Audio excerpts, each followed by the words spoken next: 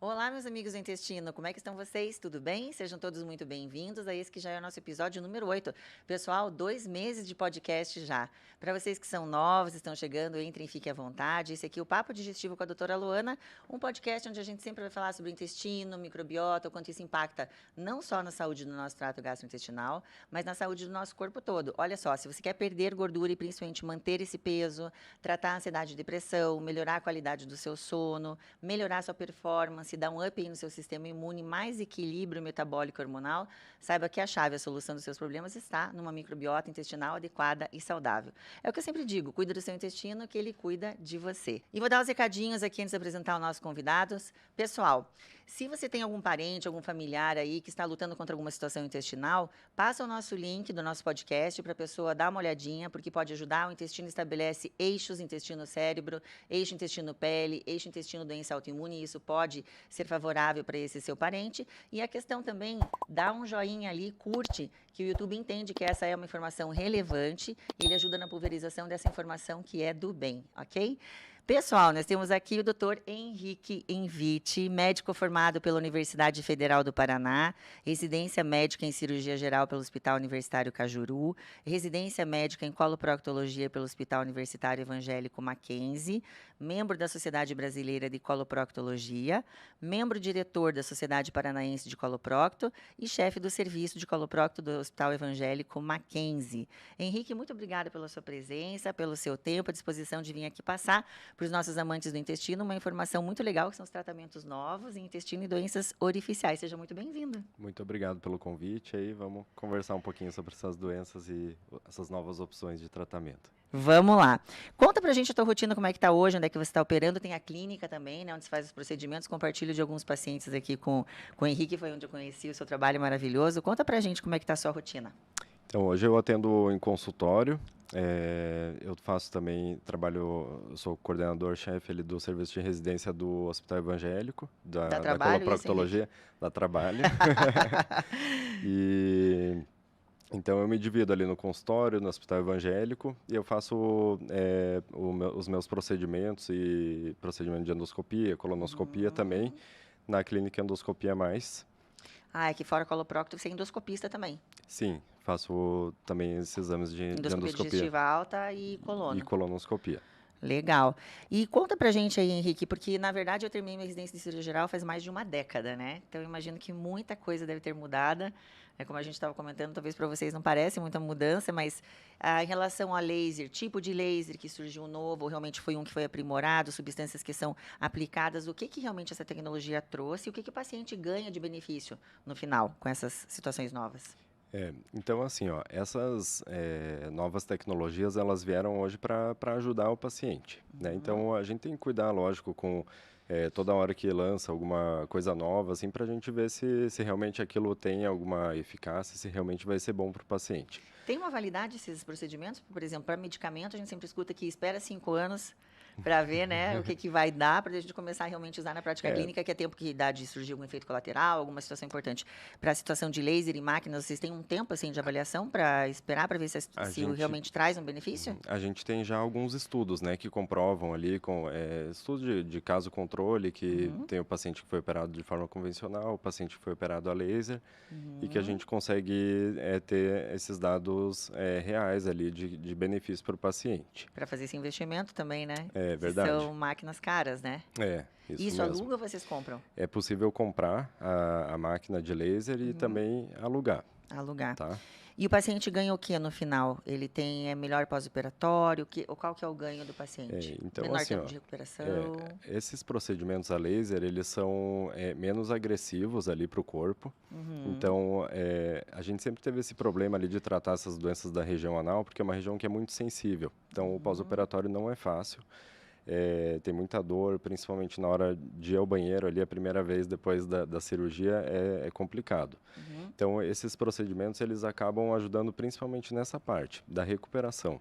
Então, a gente consegue fazer tratamentos ali que são menos agressivos para aquela região e isso vai gerar menos resposta, menos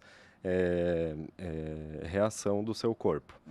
Então, com Já isso... escutei, Henrique, nossa, eu operaria 2, 3 vezes, mas o pós-operatório, nenhum. Então. Então, essa reação menor do corpo causa menos dor, cicatriza mais rápido, o aspecto final também fica esteticamente melhor. Porque não estética lá, né? Pois é.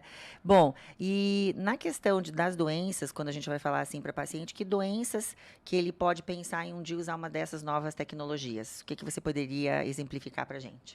Então, hoje, para as doenças da região anal, a gente consegue tratar as hemorroidas, fissura anal, fístula anal, as verrugas ali da região anal também, que são causadas pelo HPV. E, então, basicamente, sim, todas as doenças da região anal a gente consegue encaixar em algum tratamento com o laser. Campeã de tratamento é hemorroida. São as hemorroidas, isso. São as E hemorroidas, os plicomas, né, que são aqueles excessos de pele ali na região anal. Muita gente pensa que é hemorroida, né? Isso mesmo, mas é um excesso de pele. Um excesso de pelinha ali, Isso. que na verdade seria tipo uma birruguinha, mas na verdade não tem vaso dentro. Isso pele. mesmo. Tá. Bom, explica para nós aí as hemorroidas, o que seria e os graus, porque daqui a pouco você vai estar falando, né? Esse tratamento da para grau 1, esse para grau 2, e para vocês conseguirem se localizar, né? Identificar o que vocês têm e talvez buscar já um tratamento aqui com o Henrique mais específico, né, Henrique? Explica pra gente. Então, assim, as hemorroidas, elas são divididas em internas ou externas, tá? As hemorroidas externas são aquelas que a gente consegue enxergar, que simplesmente é como se fosse um inchaço ali da região anal, daquelas veias que tem ali naquela região. Essas são as hemorroidas externas. As hemorroidas internas que a gente vai dividir de 1 até 4. E vai ser de acordo com o prolapso. O que é prolapso? É quando a hemorroida sai, principalmente na hora da evacuação. Então, o grau 1, quando não tem esse prolapso. Grau 2, a hemorroida sai e volta sozinha para dentro. O grau 3, a hemorroida sai e o paciente tem que empurrar para dentro, depois de ir ao banheiro. E a hemorroida grau 4 é aquela que já fica o tempo todo para fora. Você tenta empurrar para dentro, mas não é possível mais. Tá. E a fissura? A fissura anal a gente divide também em fissura aguda ou crônica. A fissura aguda é aquela que geralmente é causada ali por algum trauma, né? Às vezes as fezes um pouco mais ressecadas, acaba machucando na hora de ir ao banheiro. Então a fissura é como se fosse um corte ali na borda do ânus. E geralmente ela acaba cicatrizando em 2, 3 semanas. Agora, quando ela passa ali de 2 meses sem cicatrizar, daí ela vira uma fissura crônica, que a gente fala. No caso da fissura crônica, ela também, o corpo vai tentando cicatrizar e ele acaba formando uma pelezinha por fora ali da região anal também, que é um plicoma que a gente fala. Certo. Henrique, fatores que podem levar a hemorroida, né? As pessoas pensam, por que eu tenho isso, né? Por que foi ter essa herança? É herança mesmo? Tem a parte genética, né? Então, vem do sangue aí já, então é bem comum quando tem casos na família, né? Eu já tive paciente que falou assim, o assunto do churrasco de domingo é como é que tá sua hemorroida hoje? Então, vamos falar de assuntos da família, isso, hemorroida. Como é que vai a sua? Então, tem essa parte familiar. A idade por si só, né? Então a prevalência ela vai aumentando conforme vai passando a idade, porque toda a nossa musculatura tem uma tendência a ficar mais fraca, assim, conforme a gente vai envelhecendo. E isso pode fazer com que a hemorroida vá saindo, assim, e dilatando. Que a hemorroida, né, pra quem não sabe, são vasos, né? São vasos que ficam ali na região anal. Vai dilatando. Prisão de ventre, constipação. O intestino preso, com certeza, né, é um fator de risco. Gravidez? Porque a gravidez, paciente que tem tosse crônica, por exemplo. Qualquer fator ali que faça aumentar a pressão ali para dentro da barriga vai refletir ali na região anal e fazer dilatar a hemorroida. E idade, Henrique, que a gente começa a prestar atenção nisso aí? Ela pode começar em qualquer idade, né? Principalmente quando são esses casos aí mais relacionados à história da família. Geralmente ali, no adulto jovem, já pode começar a incomodar. O que, né? uns 30, 35 anos? Antes até. Antes? Com 20 e poucos história anos. familiar. A gravidez, né? Então, às vezes, a mulher engravida ali com 20 e poucos anos, durante a gravidez, pode ter piora ali do sintoma, né? e pode aumentar a hemorroida. Sim. Então, na verdade, assim, não tem uma idade específica ali que você tem que começar a prestar atenção nisso. Tá. Agora, como você falando, é uma pergunta que não estava aqui no meu script. A questão de gravidez. Se a mulher fica realmente com um quadro muito ruim, né, muito sintomático, com essas técnicas novas, tem como fazer um tratamento na gravidez ou não faz? O laser, ele é contraindicado na Contraindicado. gravidez. Uhum. Tá. Tá? Bom, explica o laser, então, né? Que nós temos aí várias possibilidades com o tratamento do laser. E se você puder fazer grau 1, merece tal tratamento. Porque a gente já estava perguntando aqui para o Henrique, a hemorroida a gente não fica criando, tá? Quanto maior, né? Ah, ela tá pequenininha, vou deixar crescer para operar. É pior, né, Henrique? É pior, com certeza. Porque quanto maior fica a hemorroida, mais difícil vai ser o tratamento depois, né? Porque a gente vai ter que mexer mais ali na região anal e isso vai ser um pós-operatório pior. Então, recuperação, Com pós-operatório, certeza. tudo pior, né? Então, opera o quanto antes, né? Não precisa ficar Não esperando ela precisa ficar. crescer. Não. Então, o tipo de laser que teria e aonde que você usa o laser hoje, né? Que tem várias outras situações. A gente também teve o paciente, né, com cisto pilonidal. O que você pode explicar do laser pra gente? Tá. O laser, então, ele é pura física, né? A gente tem ali os comprimentos de onda que cada laser vai agir. E isso que vai orientar a gente para qual doença que a gente vai tratar. Qual laser Então, que é? por exemplo, tem o laser de CO2, ele tem mais afinidade pela água, né? Então, quando a gente pensa ali em tirar um plicoma, a gente acaba usando o laser de CO2 porque ele vai cortar melhor aquela região. Agora, tem o laser de diodo, por exemplo, num comprimento de onda específico lá para cor vermelha, né, que ele vai ter mais afinidade pelo vaso sanguíneo e daí ele vai coagular melhor aquele vaso, né? Então, assim que a gente vai orientando cada tratamento. Então, por exemplo, ali na hemorroida grau 1, que não tem prolapso, mas o paciente às vezes tem queixa de sangramento. E isso pode levar a anemia crônica, né? Pode levar Sim. a esfoliação. Eu já tive paciente que teve que fazer transfusão de sangue até, por causa de grau 1. sangramento de hemorroida. Que o pessoal acha que não precisa tratar, Sim, né? E já precisa. Legal. Então, assim, no caso de uma hemorroida grau 1, por exemplo, que ela não sai, mas fica sangrando toda hora. Uma das opções é o laser de diodo, que a gente pode entrar ali com a... Anoscópio? Com a fibra, né, do laser. Com a fibrinha? E daí identifica ali o vaso que tá um pouco dilatado e faz a coagulação daquele vaso. Isso pode ser o suficiente. Puxa, é super importante esse tratamento, né, Henrique? Porque a gente estava falando aí no último podcast sobre o câncer coloretal. Então, uma das principais sintomas que chamam a atenção pra gente, né, é sangramento. Então, veja que a idade aí da hemorroida, né, que se ela não é hereditária, 45, 46, 50 anos, é onde vem a primeira coluna, e se o paciente tem uma queixa de sangramento, ou uma anemia, um sangue oculto em fezes positivo, tem que fazer esse exame, né? Tem que ir lá no médico para fazer esse diferencial. O sangramento, na verdade, sempre que o paciente tem a queixa de sangramento, tem que acender uma bandeira vermelha ali na nossa cabeça, na cabeça do médico. E esse paciente precisa de investigação, né? Não dá para você achar que é normal você ter um sangramento. Justamente por causa disso, né? As doenças ali da região anal, elas podem causar os mesmos sintomas. Dor, sangramento. Então, pode ser uma fissura, pode ser hemorroida, pode ser um HPV ou pode ser um câncer, né? Então, não tem como a gente... Que seria o pior dos quadros, mas a gente tem que eliminar para saber, né? Às vezes a pessoa fala, eu sei que é hemorroida. Mas não é assim, né? A gente sinalizou, tem que investigar e depois você dorme tranquilo sabendo que era só aquilo mesmo. Exatamente. Mas eliminou, é importante.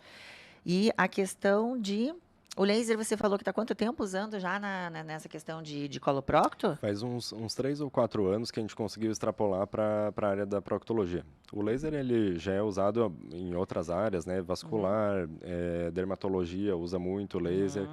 E recentemente, então, que acabou extrapolando para essa área da proctologia. A gente merece também, né? Sim. Você vê aí que a gente já passou para segundo cérebro, nosso intestino querido, né?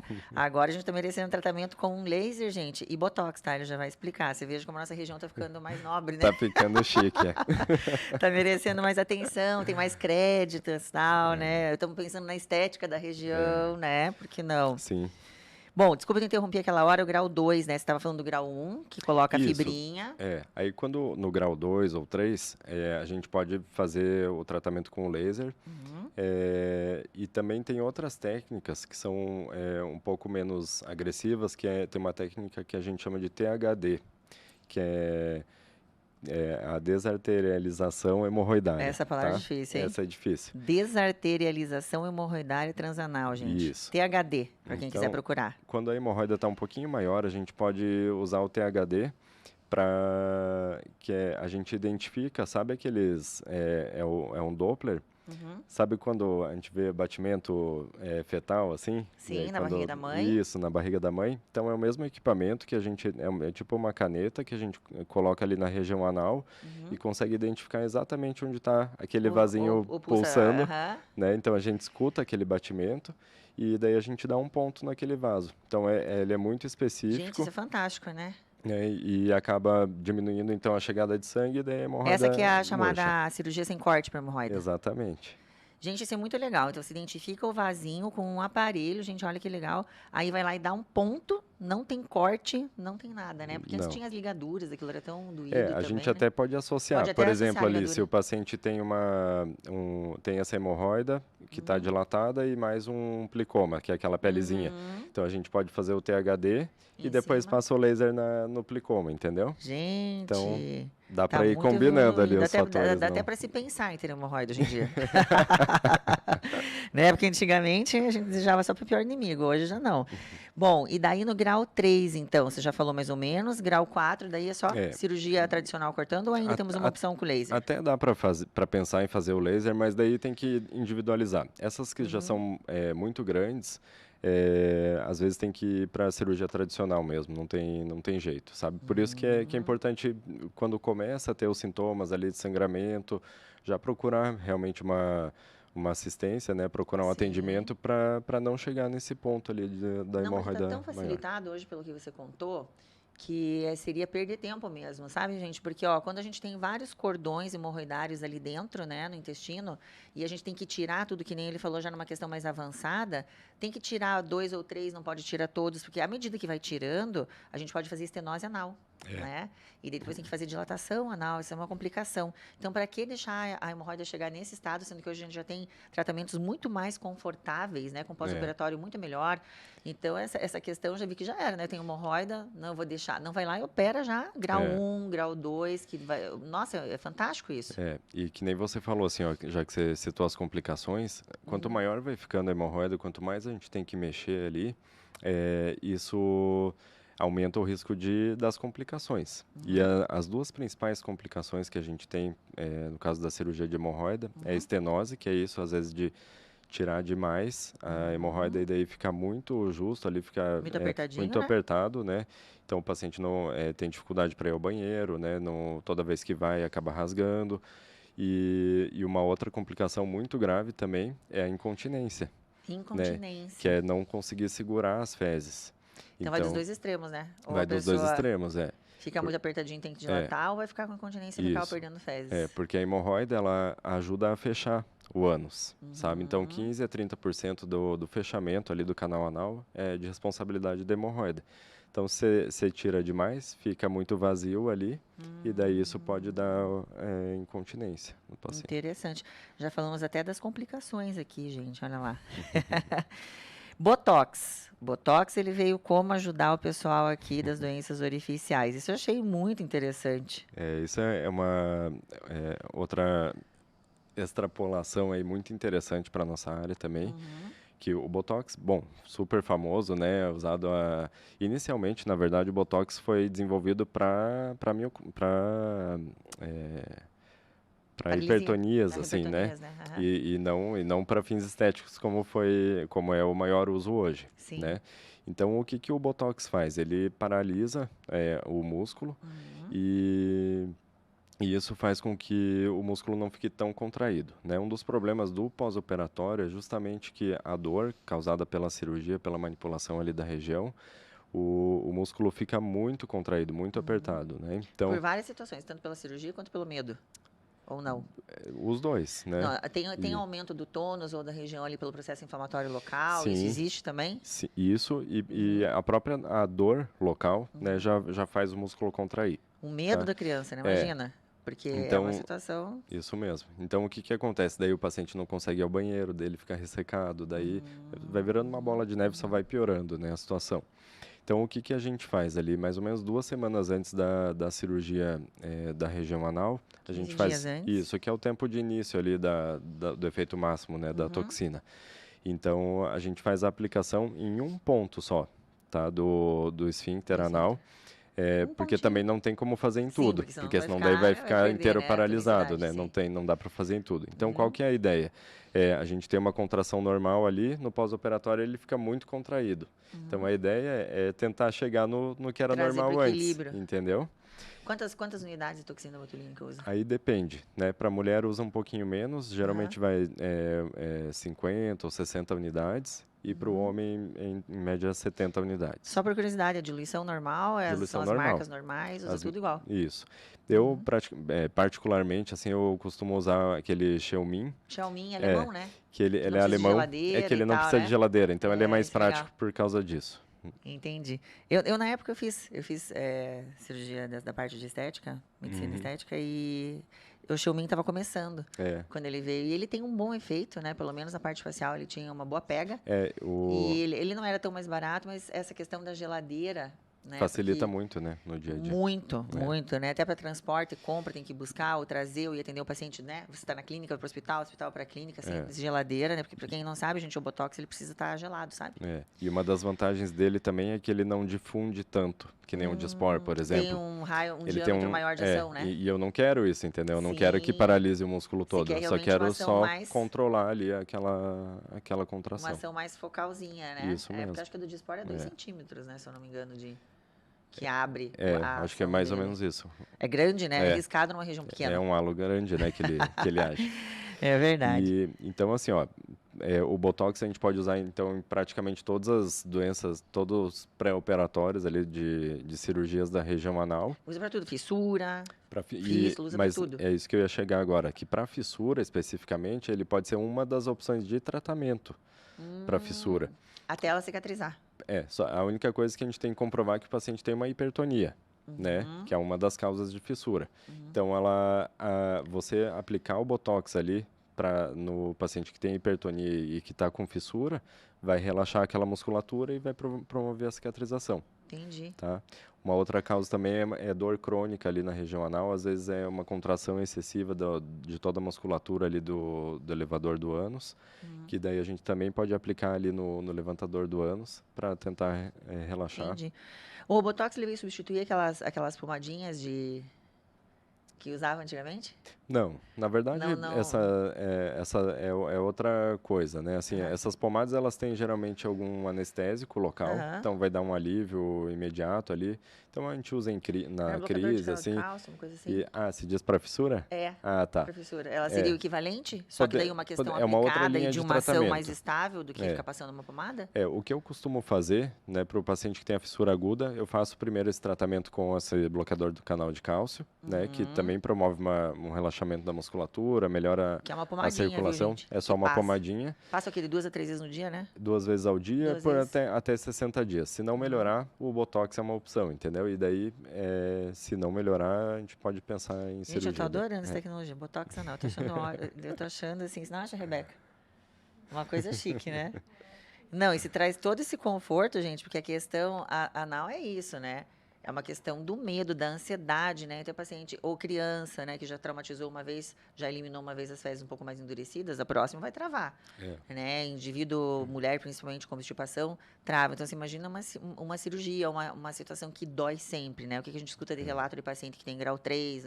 É um sacrifício no banheiro, né? A pessoa sua frio, que sabe que tem que ir no banheiro com uma hemorroida desse grau e que tem que fazer a eliminação. Então, é um sofrimento, né? Então, tudo que a gente puder aliviar nesse sentido, acho super válido, né? Essas doenças da região anal e doença intestinal em geral, assim, isso gera muito problema, assim, né, para a qualidade de vida do paciente, da pessoa, porque ela acaba se travando, ela tem medo. Eu já tive paciente que falou assim, não, para vir para consulta aqui eu não tomei café da manhã, porque senão eu ia ter que ir no banheiro, daí eu ia ficar com dor, e daí a pessoa fica planejando a vida em função daquela hora de ir no banheiro, entendeu? Mas isso você falou uma coisa que eu escuto direto, e até fiz um post sobre isso, que são os pacientes vítimas do intestino.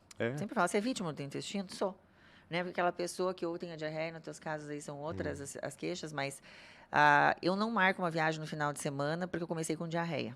né? Eu não marco uma trilha, eu não marco um hotel com um amigo, porque o intestino faz bagunça de manhã, né? Não marco. Então, a pessoa cancela coisas da vida dela. Não vai num restaurante comer uma coisa diferente que não sabe o que tem lá, né? Síndrome do intestino irritável, porque daí pode dar uma coisa no intestino, tô com um namorado, tô com alguém. Não vai. Então, essas questões eu calculo que mais ainda da região anal, muito mais difícil até para trazer a queixa para você não acha? Eu acho que até as pessoas não vêm buscar uma ajuda. Talvez nem porque não saiba que no grau 1, grau 2 não precisa de tratamento. Talvez elas não achem isso, talvez elas não venham pela questão que ainda parece que é um tabu, né? Falar sobre isso, É um tabu, ter uma coisa certeza. na região anal. Então a pessoa vai passando lá para trás, né? Porque mulher, acho que talvez tem mais facilidade, porque a gente desde cedo tá indo no ginecologista, né? O homem vai no urologista com que idade, né? Só a partir dos 40. Então ele fica bem encabulado, assim, né? Vai empurrando as coisas lá para trás. Mas eu imagino que seja até uma questão de... Não sei como é que se sente isso, mas as questões do intestino, as pessoas passam batido. Como é que tá o seu cocô? Tá ótimo. E a gente tem que puxar. Mas como que é ótimo para você? Então, a questão anal também é uma questão que traz umas certas dificuldades ainda, tanto para o paciente vir, quando vem não saber nem o que está acontecendo, porque é, inclusive, uma região difícil de examinar para o próprio paciente, né? E dele vir trazer isso para você, deve ser complicado, né? É constrangedor, né? Ninguém gosta de falar sobre isso, ninguém gosta de ir numa consulta para fazer que sabe que vai ser examinado ali na região, que sabe que vai fazer um toque retal, por exemplo, que isso é fundamental ali, faz parte do exame físico, né? Então, a gente tem que fazer isso durante a consulta.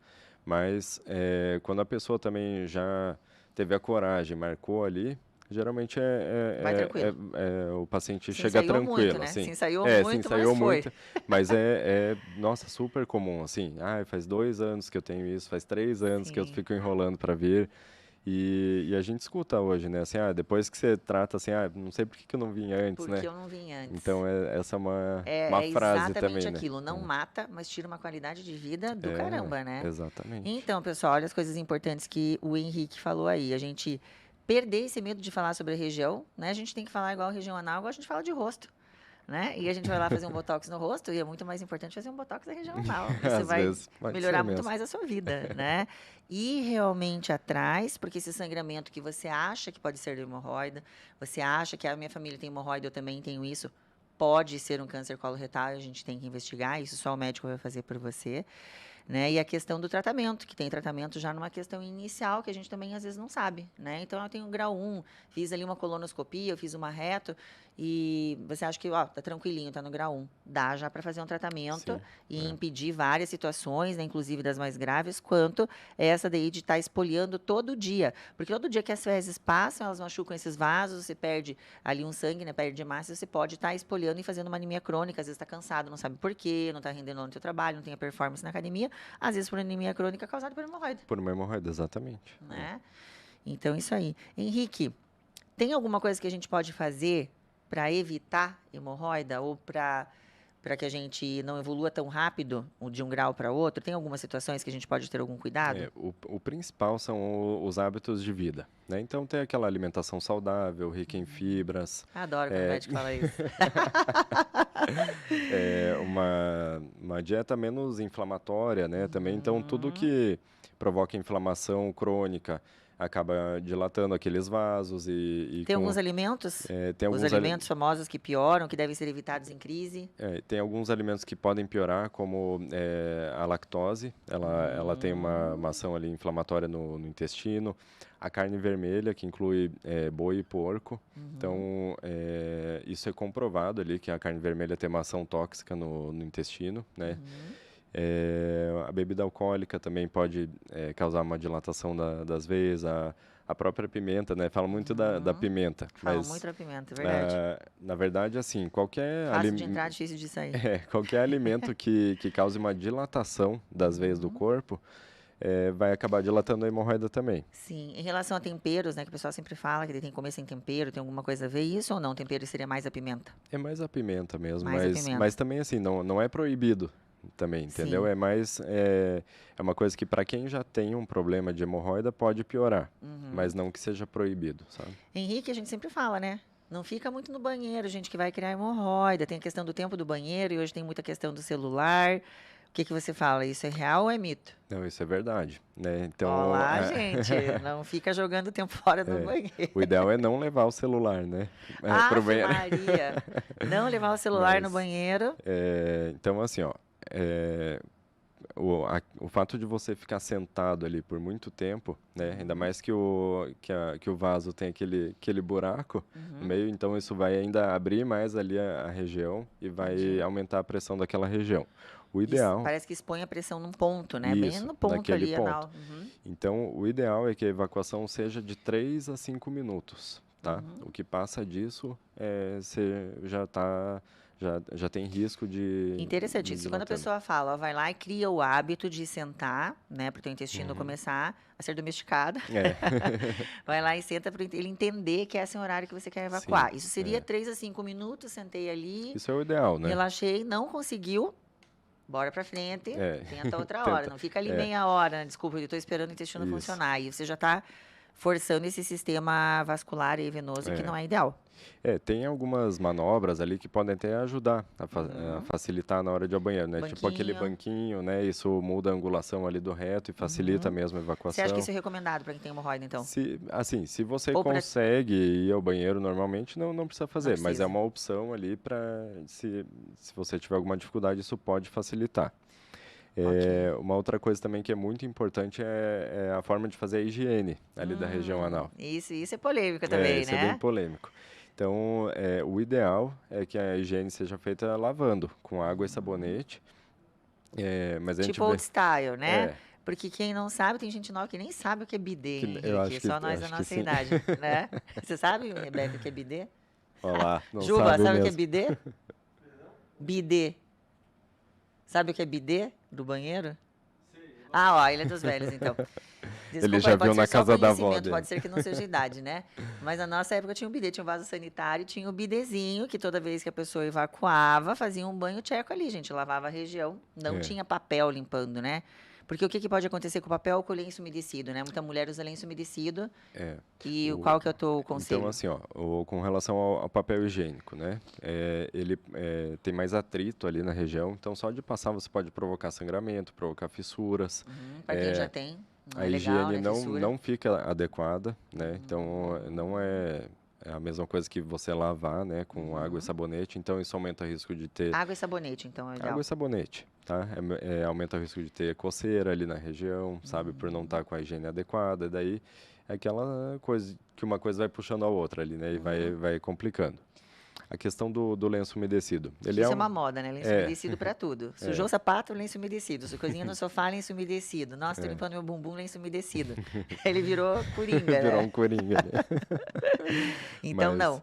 é, ele pode ser usado, tá? É melhor o lenço do que o papel, mas ao mesmo tempo a gente deve buscar também aqueles lenços que tem menos componentes ali. Então, aquele sem Mesmo... perfume, sem um monte de coisa, né? Nossa, eu tava olhando para minhas filhas ali na época, né? Que a gente também tem a tentação que é prático, é fácil, Sim, né? aham. Depois eu também passei para aguinha quente com algodão, porque a questão tem em média de 19 a 30 produtos químicos. É muita Imagina você coisa, jogar isso em né? cima de uma hemorroida, de um vaso dilatado, E o inflamado. problema é que você passa o lenço e daí esse produto fica ali, né? Só Sim. vai tirar depois na hora do banho lá. Então, isso aumenta a chance de ter dermatite ali Mas da resposta região, né? inflamatória também, né? Isso. Isso não é legal.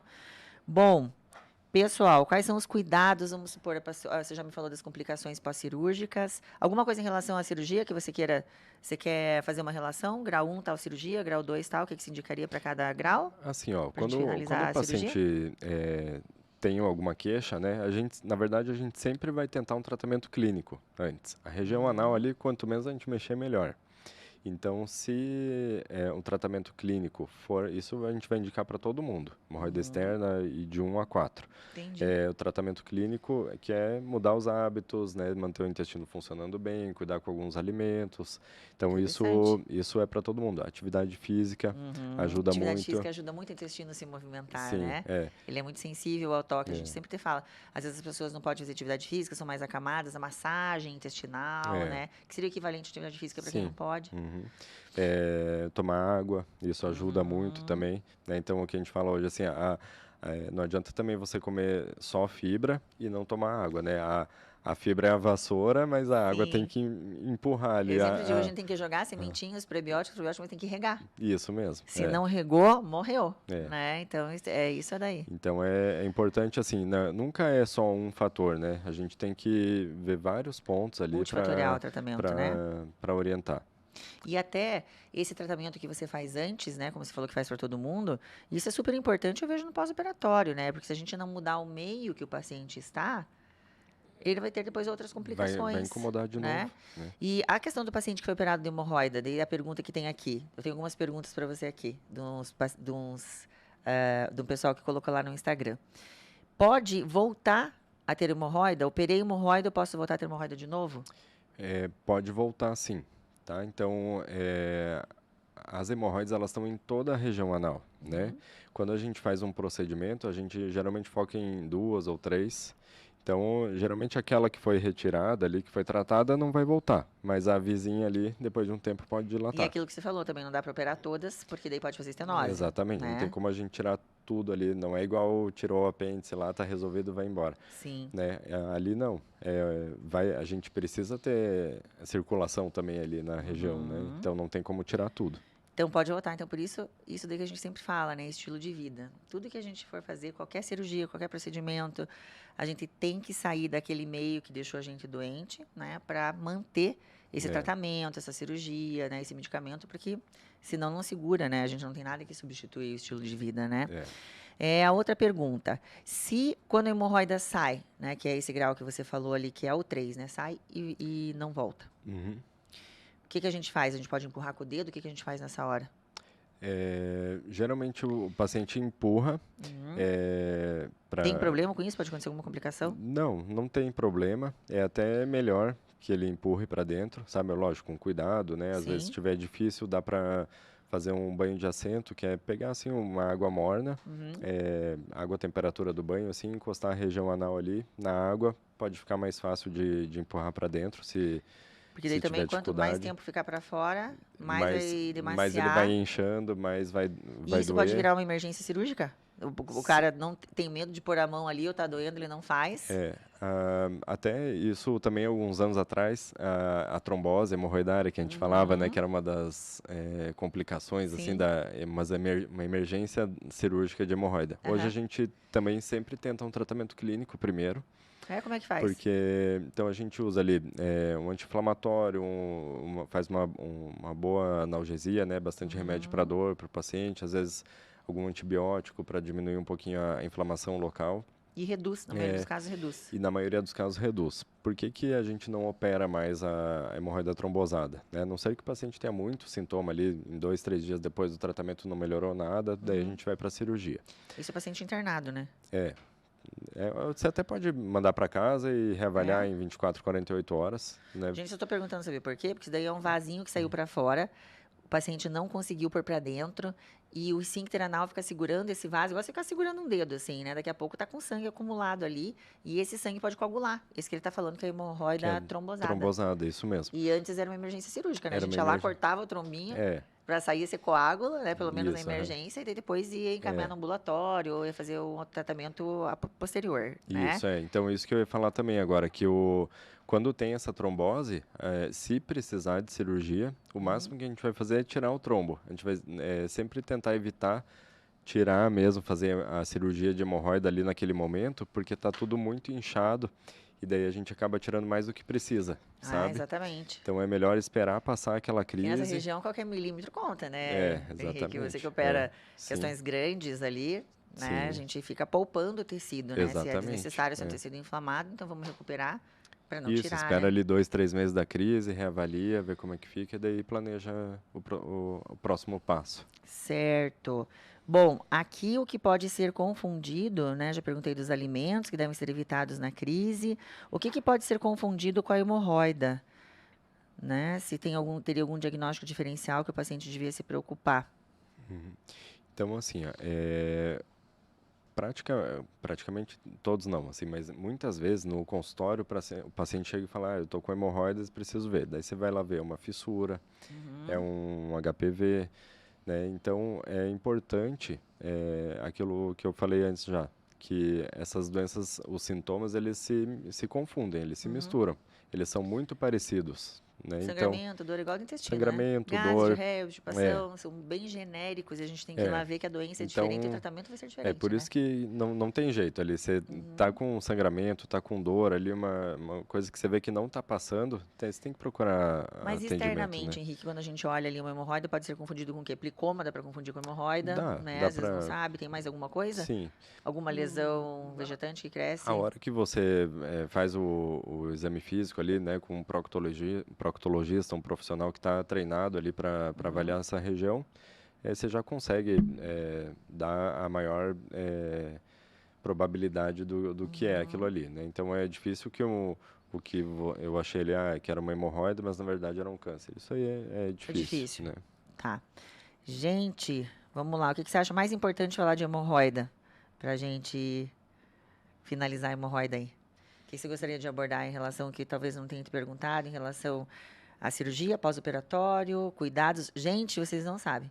O Henrique tem um kit pós-op de hemorroida. É a coisa mais linda. Você sabe, é que nem avião. Você chega lá, vai na classe, sabe? Vem um kit com as iniciais do paciente. Eu sei porque eu acompanhei os pacientes com ele. Então, depois que sai da sala cirúrgica, né, o paciente acordou, ele ganha esse kit. Tem um bastãozinho Rolon para cicatrização, que passa, né? Depois que passa 2 a 3 vezes no dia, né? Para ajudar a cicatrizar a pele ali do local. Aí tem um sabonete, né? Que tem um sabonete pH específico, pH adequado para a pele ali da região. Para não arder, gente, a região, né? Tem que lavar com um sabonetinho especial. E ele dá tudo isso lá no pós-operatório. A coisa mais delicada. Lindo, parabéns, tá de bem. Obrigado. Bem cuidado ali o serviço. E eu acho que isso que é, né? A gente fazer sempre aquele pouquinho a mais, né? Porque esse é um cuidado do pós-operatório, né? Não é só operar e mandar o paciente para casa. Sim. A gente sabe que 50% é cirurgia, 50% é recuperação, é o que o paciente faz nesse momento, né? Por isso que a gente sempre se preocupa. Né? Que nem fala, não é chatice de mãe, chatice de médico, coma bem, coma fibra. Esse é o pós-operatório adequado e é o estilo de vida que vai manter esse tratamento que você fez. O paciente investiu nesse tratamento. Exatamente. Né? Então, isso que é importante. Então, tá de parabéns, tá lindo. Ele ia trazer aqui, eu podia ele trazer. Ele não deu tempo de ele passar lá no... Não deu tempo de pegar no consultório. Bom, o que você gostaria de deixar ainda de mensagem em relação a essas questões cirúrgicas? O que é importante, assim, né? A gente não tem uma fórmula para cada... Que eu vou falar assim para vocês hoje, assim, se você está sangrando, você vai ter que fazer o THD. Se você está sangrando e com dor, vai ter que fazer tal laser. Não é assim, né? A gente deve individualizar. Cada caso é um caso, né? Então, tem vários fatores ali que podem levar àquela doença. Então... o paciente, não só com o intestino preso, mas a diarreia crônica também pode causar sintomas ali da região, pode provocar fissura, piorar as hemorroidas. Sim. Então, que nem você falou antes, assim, a gente deve tentar descobrir o porquê que chegou naquele ponto para mudar aqueles fatores para ter mais sucesso no tratamento. Né, sim, a gente fala aqui, parece que fica até superficial, mas a gente faz uma avaliação muito mais complexa, né, Henrique? Com certeza. Então, se foi a obstipação crônica que levou a isso, será que é uma alergia alimentar intestinal? Será que é uma intolerância? Será que é um celíaco? Será que é síndrome do intestino irritável, que tem obstipação também? Será que é SIBO? Então, todas essas questões a gente vai investigar para que o paciente tenha uma saúde sistêmica, né? Não é um tratamento local. Você, como um cirurgião, como coloprocto, com certeza vai olhar todos esses outros fatores para entregar mais qualidade de vida e bem-estar para esse paciente, né? Então, vai avaliar tudo isso. Aí, qual a idade? Você já tem que pedir uma colono, né? Para ver essa questão do sangramento da hemorroida, mas também tem que eliminar outras coisas. Exatamente. Se tem histórico familiar de câncer, se tem histórico familiar de hemorroida. E daí vai toda uma consulta que não dura menos que 1h30, né, Henrique? Pra gente isso conversar. Aí, é 1h30. E aquilo que é muito importante, né? São os hábitos de vida ali. Então, atividade física, água, alimentação. Sabe que eu lembrei agora que eu tinha o costume de tomar muita Coca-Cola. Você, Henrique? Eu tomava. Passado negro de Henrique Invite. Meu passado negro. E eu tenho 2 filhos, né? Eu vi, coisa mais linda. E daí, quando a minha filha estava assim com uns 4, 5 anos, dela começou a ficar curiosa com aquilo, né? E depois... Porque o que o pai toma, né? O pai é o A super-herói. gente é o exemplo. Meu pai tá tomando aquele energético gostoso, ele tá ficando assim, ó, tão forte, eu quero também. Então, a gente tem que dar o exemplo, né? Então, a hora que eu vi assim que estava começando ela querer, eu falei, não, eu não vou dar Coca-Cola para ela com 4 ou 5 anos, Gente, né? isso é amor de pai, essa é a coisa mais linda que É, tem. A gente pode se estragar, mas quando sim, você vê que o teu exemplo vai estragar o teu filho, você, é, opa, é, agora eu vou parar, é. entendeu? E daí isso faz 3 anos ali que eu parei de tomar Coca-Cola e não sinto falta. Mas isso que é importante, assim, né? A gente dá o exemplo, não adianta você querer ficar só dando ordens ali. Claro, E a melhor ordem é o seu exemplo, né? sim. Que eles vão querer seguir, né? E você sabe, eu sempre falo da Coca-Cola, né, que a gente tem que ter alguns argumentos para o paciente, né? Aham. E a Coca-Cola, a pessoa fala, mas doutor, eu tomo sem açúcar. A gente sabe que manter um pH adequado, ele que é saudável, né? A acidez do nosso corpo, né? Se está mais ácido, se está mais Sim. básico, está relacionado com as doenças, né? Quanto mais ácido, pior. Então, a Coca-Cola, ela é um líquido totalmente ácido, Sim, né? pH2, né? pH 2,5. 2, né? Então, eu li um estudo um dia assustador, que para você normalizar, você tranquilizar ali a acidez do teu sangue, você tem que, uma lata de coca são 30 da mesma quantidade de água. Nossa. E a questão de você ver, só a gente pegar no básico, né? Coca-Cola desentopicando. Gente, vamos pensar o que tem ali dentro. Coca-Cola clareia talher. Você sabe isso? Aham. Das avós? Deixar Coca-Cola, os talheres velhos de molho, sai branquinho. Será que isso não é muita acidez pra gente pôr dentro do nosso corpo, galera? Pelo amor de Deus. Né? Fora os que usam com açúcar ainda. Então, é duplamente inflamatório. Sim. Quantidade de açúcar, a acidez. Então, o nosso corpo, tudo que a gente faz com estilo de vida saudável, é pra gente deixar o pH mais básico. Uhum. Nunca mais ácido. E daí a gente vai lá e toma Coca-Cola. Tem gente que toma todo dia, 2 por dia. Então, isso realmente é uma questão, uma avaliação que eu acho um veneno, sinceramente. Eu já vi mãe colocando Coca-Cola numa madeira de criança. Nossa, é triste. É uma coisa que dói o coração. Dói o coração. Né? Talvez a pessoa nem sabe o que está acontecendo, mas é uma questão da gente realmente trazer isso. E é engraçado que a Coca ela sempre vem relacionada com alegria, né? É Papai Noel, lembra? A propaganda do sim, Papai Noel da aham. Coca-Cola no final do ano. Nossa, até eu tinha vontade de tomar Coca-Cola. Parecia uma coisa Então, muito você olha legal, aquele né? copo com gelo espumando, assim, Sim, né? sim, é uma coisa, então, assim, é realmente isso que você falou.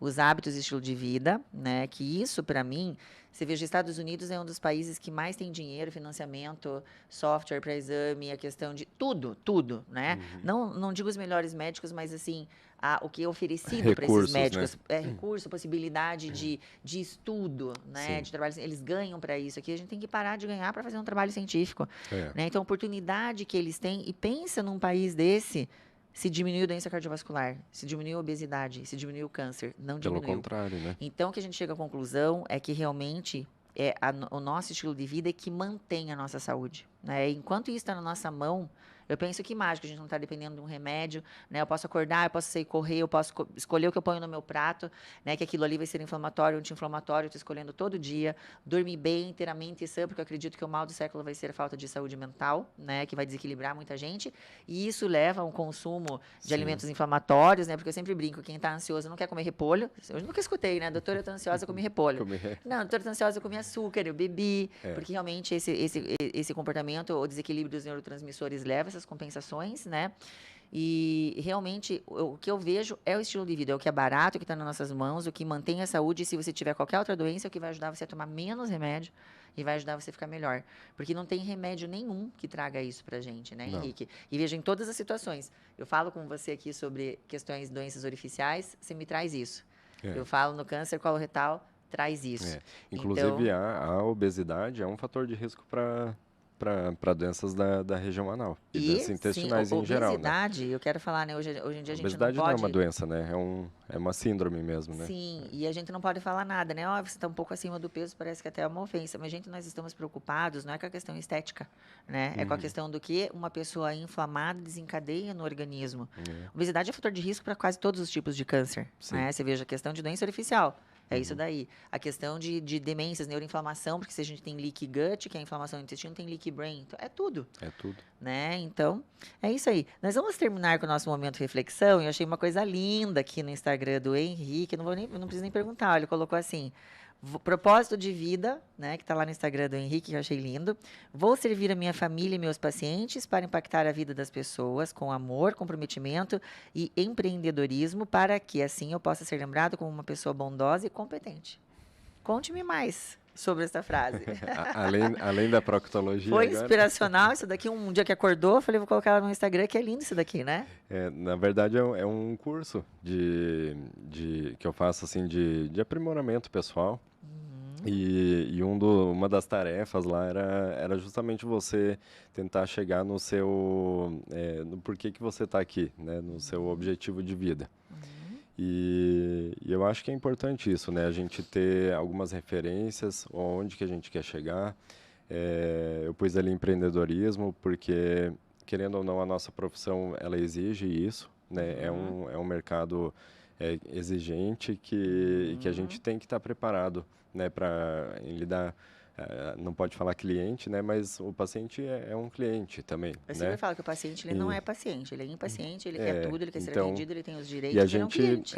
e a gente tem que tentar agradar e atender as expectativas e se diferenciar de alguma forma ali no mercado para que você tenha. Achei vários pontos positivos aqui. Você colocou primeiro, vou servir a minha família. E, gente, vou ter que falar que médico é difícil, né? Às vezes, em algum momento da vida, muito plantão, muitas situações, a gente acaba realmente colocando a família em segundo plano. Então, eu achei isso daqui lindo, porque eu também abri muita mão, assim, das minhas opções. Não porque, ai, nossa, sou obrigada a ter que fazer isso. Não, por momento meu mesmo, né? Se eu fosse cirurgiã, eu sei que a gente tem horário para começar, não tem horário para terminar em centro cirúrgico. Eu queria ter filhos, né? Eu falei, gente, que horário da minha vida que eu vou cuidar da minha família, que eu não queria terceirizar isso para ninguém, né?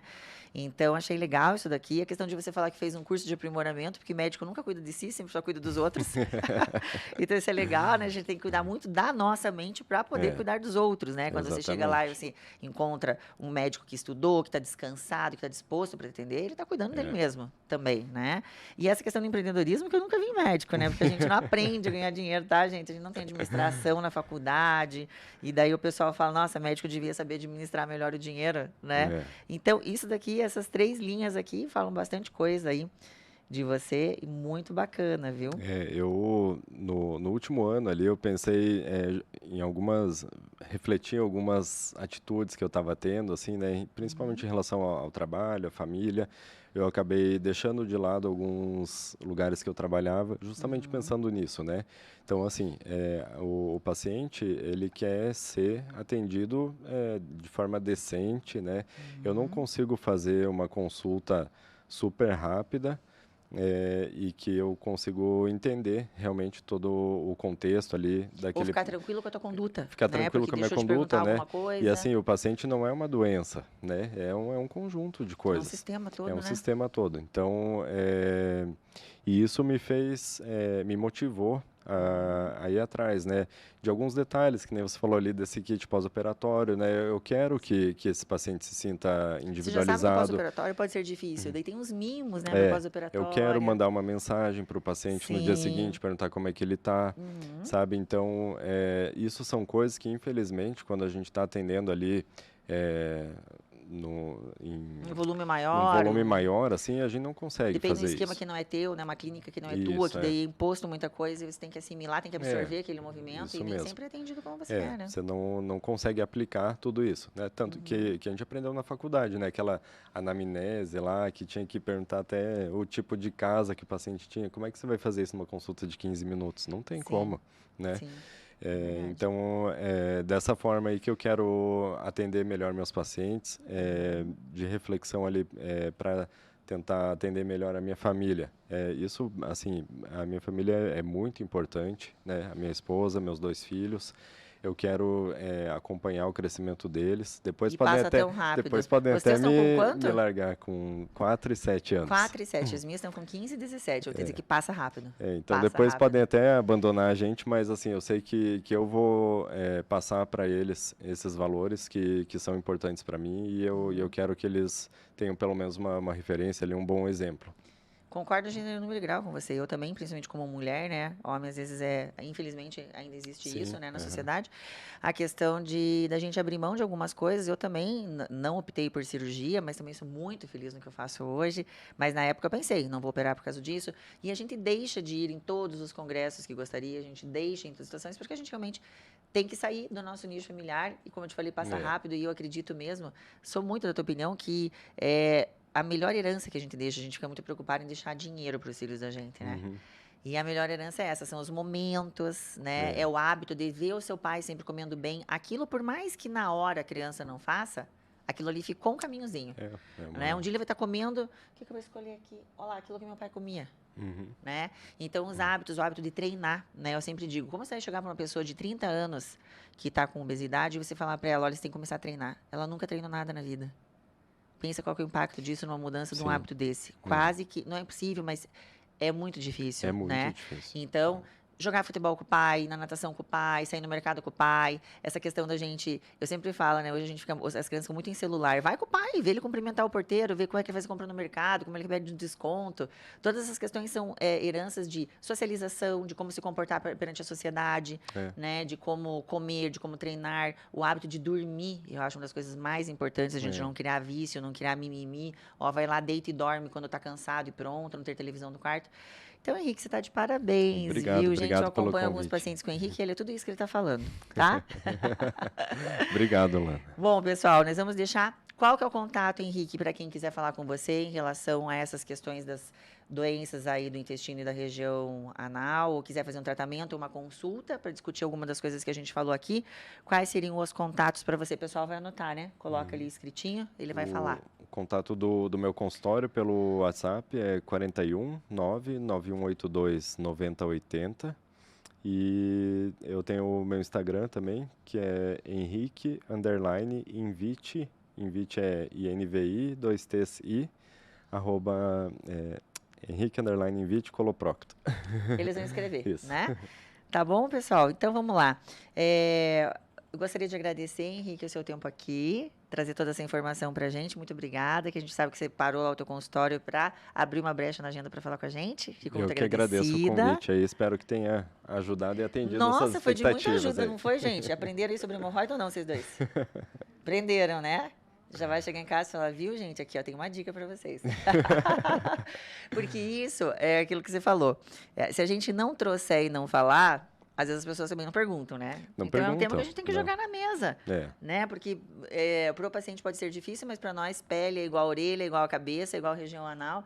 Né? E médico nem lembra, né? Quando o paciente saiu do exame, senta com você, o que nós vamos conversar? Já é outro E isso é outra coisa também, que como é uma doença que é muito prevalente, né? Às vezes pode chegar até 70% ali da população. 70% da população, sobra 25% sem hemorroida. Então, às vezes quando um paciente comenta com um amigo ali, daí o amigo fala que tem também, e daí começa a abrir, entendeu? O leque ali.